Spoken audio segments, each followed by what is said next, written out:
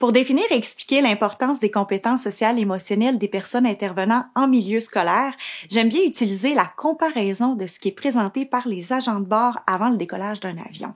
En souvenez-vous qu'on nous demande en cas d'urgence de placer notre propre masque sur notre visage avant celui de notre enfant.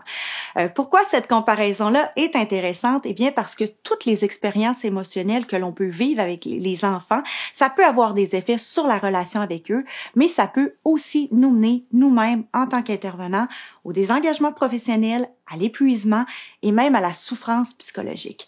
Donc, c'est important de mettre notre propre masque avant celui des enfants pour justement bien intervenir, pour bien réguler ses émotions, mais surtout pour développer avant tout ce qu'on appelle les compétences sociales et émotionnelles.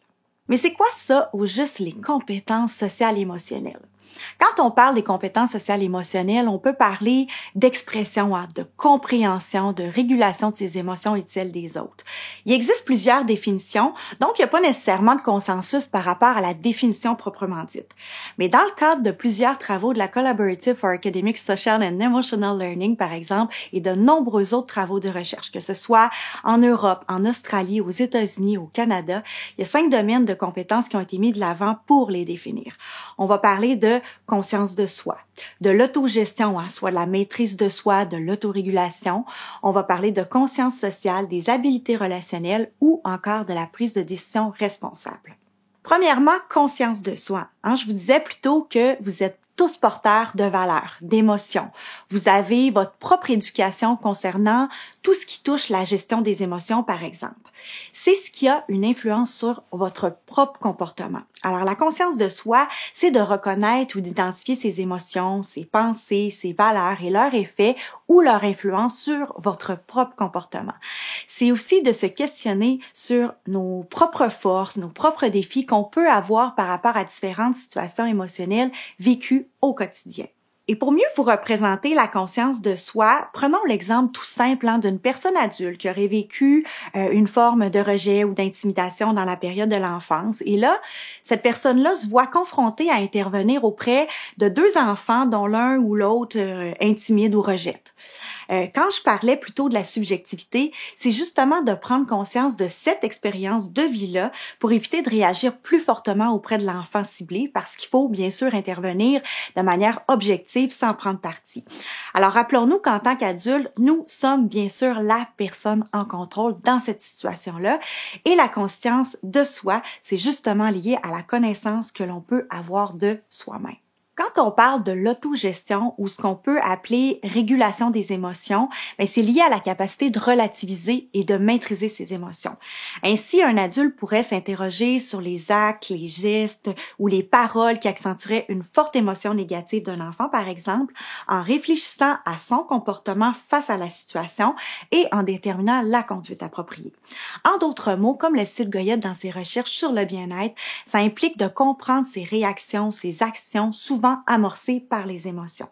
Puis une autre chose très importante, c'est que l'autogestion concerne tout ce qui peut être lié à la gestion du stress et tout ce qui peut surtout être mis en place pour mieux le gérer. Encore une fois, je vous donne l'exemple très simple de la personne intervenante qui voudrait mettre en place un nouveau projet dans sa classe, par exemple. Elle doit se fixer des objectifs personnels qui sont bien sûr réalistes pour rester motivé, pour ne pas être stressé, mais surtout en évitant dans cette situation-là de se comparer avec les autres autour d'elle. Et à ce moment-là, si elle sait que l'organisation, c'est pas sa force à elle, on va miser sur la planification des étapes pour éviter de se surcharger dans ce beau projet-là. C'est donc aussi très lié à la connaissance qu'on peut avoir de soi-même, certes, mais dans la reconnaissance aussi de ses forces et de ses limites personnelles. La conscience sociale, ça se réfère entre autres à la capacité de faire preuve d'empathie, de se mettre à la place de l'autre, ce qui impliquerait par exemple qu'une personne enseignante réfléchisse sur son ouverture, sa compréhension de la culture de l'enfant, de son milieu, mais également du développement d'un enfant selon son âge. Pour un enfant de 4 ans, par exemple, ça va être la catastrophe de perdre une mitaine, par exemple, puis pour nous, ça sera pas grave. Donc, il faut être très conscient de cela en tant qu'adulte pour se mettre à la place d'eux.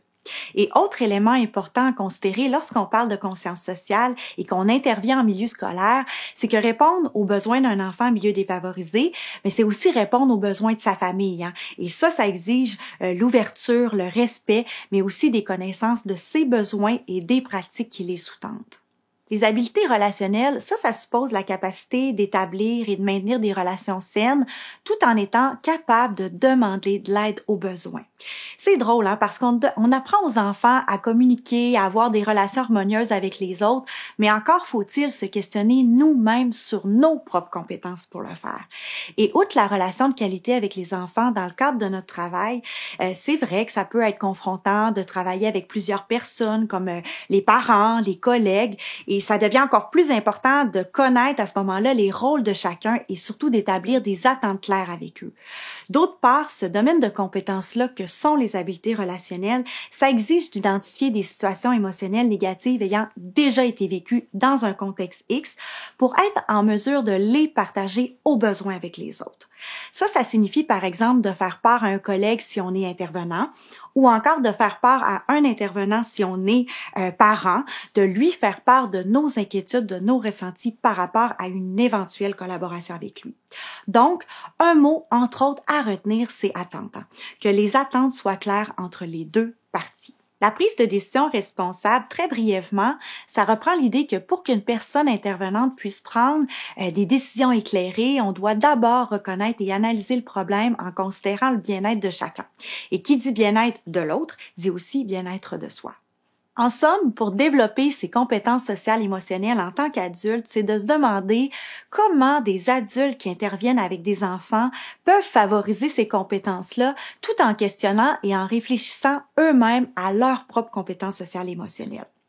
La capsule suivante vous permettra justement, par l'entremise de situations du quotidien, de voir comment c'est possible de développer ses propres compétences sociales et émotionnelles comme personne adulte, tout en faisant apprendre quelque chose aux enfants. Et en d'autres mots, ça démontre en quoi l'adulte pourrait être finalement un bon modèle pour les enfants. Le Comité québécois pour les jeunes en difficulté de comportement est un organisme dont la mission est de favoriser le bien-être des jeunes qui vivent des difficultés sociales, émotives et comportementales et de faire progresser la qualité des services éducatifs qui leur sont offerts. Que vous soyez parents, enseignants ou tout autre intervenant, nos activités de formation et nos ressources permettront assurément de répondre à vos besoins. Consultez notre site Internet et suivez-nous sur les réseaux sociaux.